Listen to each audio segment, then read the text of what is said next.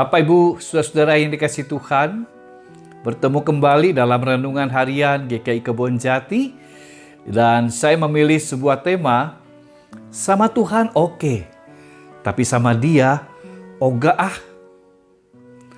Saudara-saudara, beberapa tahun belakangan ini ada orang menyebut negara kita sebagai negara yang mabok agama. Mengapa, saudara-saudara? Dalam kartu tanda penduduk, setiap penduduk yang dewasa tertera kolom agama yang harus diisi. Rumah-rumah ibadah dipenuhi oleh orang-orang yang beribadah. Tetapi persoalannya, saudara-saudara, ternyata ruang ibadah yang dipenuhi oleh orang-orang yang beribadah itu tidak menghidupi jiwa, pesan dari ibadah sejatinya. Ibadah ternyata hanya soal ritual, berkaitan dengan kebaktian, dengan tata cara, hari-hari raya keagamaan yang harus diikuti. Tetapi dalam kehidupan keseharian, pesan ritual, yaitu hidup di dalam kasih, hidup dalam saling menghargai, ternyata tidak sama dan sesuai dengan pesan dari ritual ibadah itu sendiri. Nah, saudara-saudara, beribadah kepada Tuhan, kita bisa menjadi orang-orang yang taat.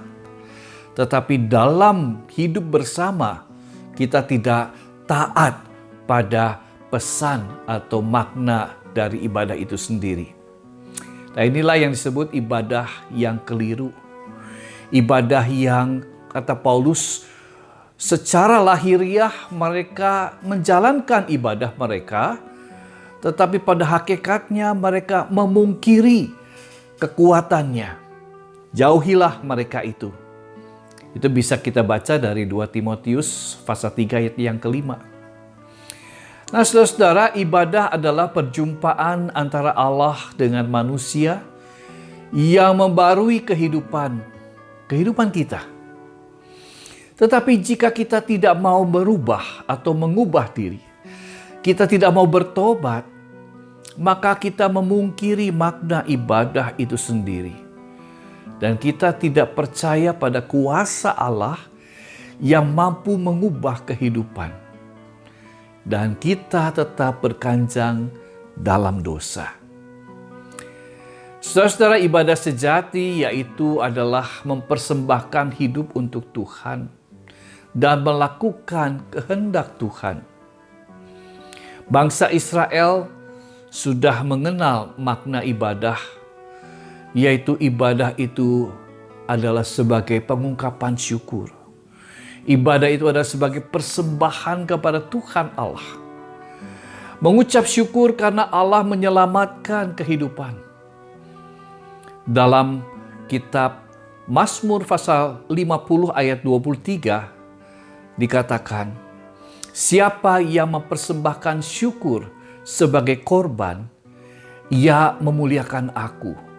Siapa yang jujur jalannya, keselamatan yang dari Allah akan kuperlihatkan kepadanya. Nah, saudara-saudara, apa pesan firman Tuhan dari ayat ini untuk kita? Yang pertama adalah, apakah sungguh-sungguh kita mengenal siapa Allah yang kita percayai? Siapa Dia? Yang kedua adalah, jika kita mengenal Allah sebagai Allah yang Maha Kasih, maka Allah yang Maha Kasih itu bisa nyata dan terlihat jelas di dalam Yesus Kristus, Anak Allah. Tuhan Yesus Kristus adalah Allah yang menjadi manusia, yang menyatakan belas kasihan kepada orang-orang yang berdosa.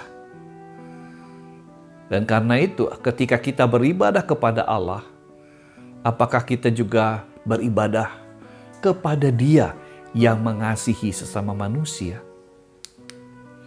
Yang kedua, jika kita mengenal Allah sebagai Allah yang Maha Kasih dan berbelas kasihan, apakah kita juga mau tetap ikut bersama-sama di dalam Dia yang justru mempedulikan mereka yang berdosa?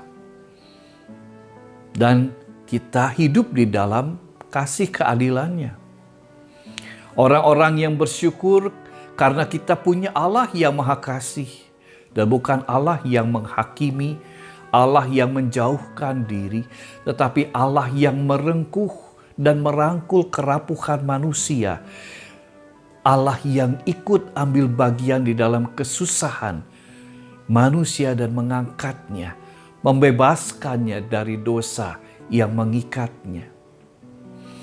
Nah, saudara, hanya melalui Yesus Kristuslah kita dapat mengenal Allah secara benar dan menyembahnya di dalam roh dan kebenaran. Karena itu, mari kita kritisi kehidupan beribadah kita. Apakah kita memang orang-orang yang taat beribadah secara ritual, atau juga memang kita melakukan pesan dari ibadah itu, yaitu ikut ambil bagian di dalam mengasihi kehidupan sesama kita, kehidupan bersama-sama. Selamat melanjutkan pesan ibadah yang Tuhan berikan dan kita memaknainya sebagai sebuah anugerah yang menolong membebaskan hidup kita agar kita dapat hidup di dalam kasih kepada sesama. Tuhan memberkati. Amin.